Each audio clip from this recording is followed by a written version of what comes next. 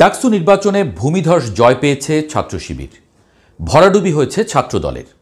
ছাত্রদলের এমন হতশ্রী অবস্থা হবে সেটা স্বয়ং শিবিরও আন্দাজ করতে পারেনি।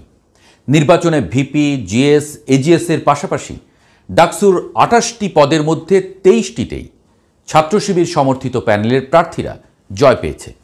নির্বাচনে কারচুপির অভিযোগ তুলে যথারীতি বয়কটের ঘোষণা করেছে ছাত্রদল। আশঙ্কা ছিল ঢাকা বিশ্ববিদ্যালয়ে এবার বড় একটা ফাটাফাটি দেখবে।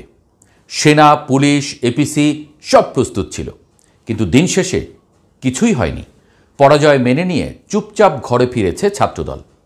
এমনকি বিএনপির সিনিয়র নেতা সালাউদ্দিন আহমদ প্রকাশ্যে অভিনন্দন জানিয়েছেন শিবিরকে। কিন্তু এখানেই গল্প শেষ নয়।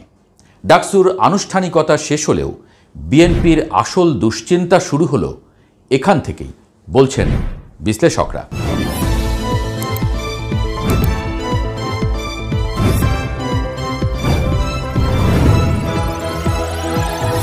কারণ ডাকসুর প্রভাব কেবল ঢাকা বিশ্ববিদ্যালয়ের ভেতরেই সীমাবদ্ধ নয়, বরং এটি জাতীয় রাজনীতির লিটমাস টেস্ট।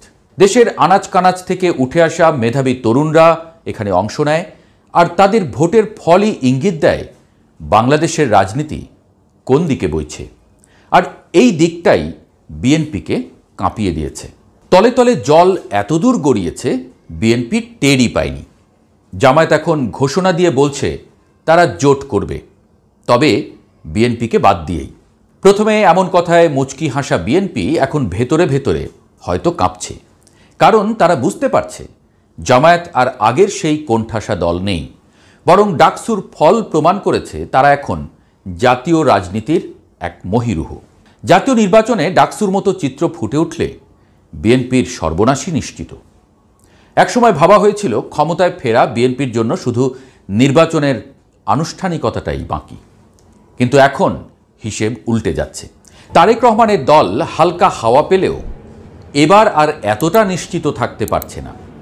বিএনপির স্থায়ী কমিটির সদস্য মির্জা আব্বাস বলেছেন, ইলেকশনে বিএনপি হেরে গেছে এটা আপনারা বলতে পারেন, আমি বলতে পারি না। যে ঢাকা বিশ্ববিদ্যালয়ে জামায়াত ইসলামীর এত ভোট কোত্থেকে আসলো আমার তো হিসাবে মেলে না। আমি বলতে চাই না যে কারচুপি হয়েছে, আমি শুধু বলি দেশে একটা গভীর ষড়যন্ত্রের আভাস পাচ্ছি আমি। কারণ আমরা যখন বিভিন্ন দল একসাথে বসি তখন ইসলামী নেতারা বারবার বলেন, ভাই খেয়াল রাখেন আওয়ামী লীগ যাতে আর ক্ষমতায় আসতে না পারে, আওয়ামী লীগ আসলে সবাইকে কচুকাটা করবে। আমরা সেভাবেই চললাম, আর তলে তলে আওয়ামী লীগের সঙ্গে আঁতাত করে ছাত্রলীগের ভোট জামায়াত নিয়ে নিল।